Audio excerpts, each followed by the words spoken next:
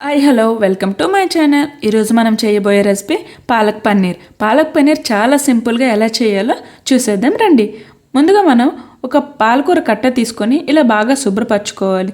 తరువాత స్టవ్ పైన ఒక కడాయి పెట్టుకొని దాంట్లో పాలకూర మునిగే వరకు వాటర్ వేసుకోవాలి. ఇలా వాటర్ వేసుకున్న తర్వాత 2 పచ్చిమిరపకాయలు వేసుకోవాలి. 2 పచ్చిమిరపకాయల తర్వాత మనం మూత పెట్టుకొని బాగా ఉడికించాలి. బాగా ఉడికిన తర్వాత చూడండి, ఇలా ఉడికితే సరిపోతుంది మనకి. ఇలా ఉడికిన తర్వాత మనం జాలీలోకి తీసుకోవాలి. ఈ వాటర్ వేడిగా ఉంటాయి కాబట్టి మనం కొద్దిగా చల్లనీళ్ళతో కూడా ఒకసారి పాలకూరని చల్లనీళ్ళతో కడిగేసిన తర్వాత ఈ పాలకూరని ప్యూరీలా చేసుకోవాలి. తర్వాత ట్యూబ్ లాగా మనం చిన్న చిన్న ముక్కలుగా పన్నీర్ను కట్ చేసుకోవాలి. నాకు పన్నీర్ అంటే చాలా ఇష్టం. ఈ పాలక్ పన్నీర్ అంటే చాలా ఇష్టం. ఇప్పుడు మనం వెజిటేబుల్స్ కూడా ముందుగా మనం కట్ చేసి పెట్టుకున్న టమాటాలను మిక్సీ జార్లో వేసుకొని మనం టమాటా పేస్ట్ని రెడీ చేసుకోవాలి. ఒక ప్యాన్ తీసుకొని ప్యాన్లో 2 టేబుల్ స్పూన్ ఆయిల్, జీలకర్ర, బిర్యానీ ఆకు, లవంగాలు, ఉల్లిపాయలు వేసుకొని బాగా మనం కలుపుకోవాలి. బాగా కలిపిన తర్వాత ఉల్లిపాయలు అనేది కొంచెం బాగా వేగాలండి. వేగిన తర్వాత మనం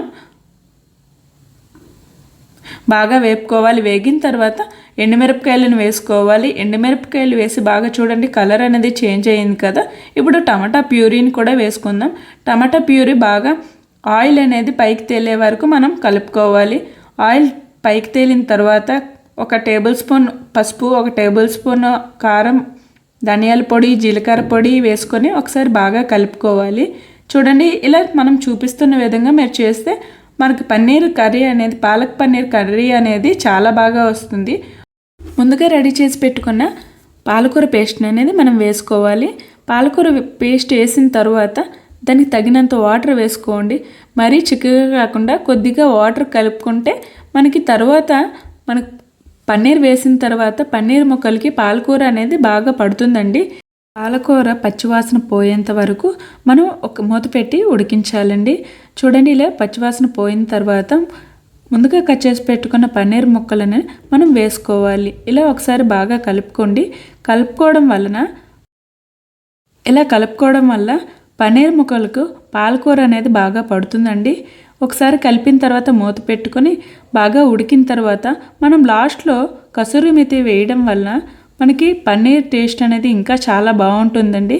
సో ఇలా అయిపోయిన తర్వాత ఈ పాలక్ పన్నీర్ను మనం అన్నంలో కానీ, మనం పరోటా చపాతీ వాళ్ళలో కానీ మనం పాలక్ పన్నీర్తో తింటే చాలా బాగుంటుందండి.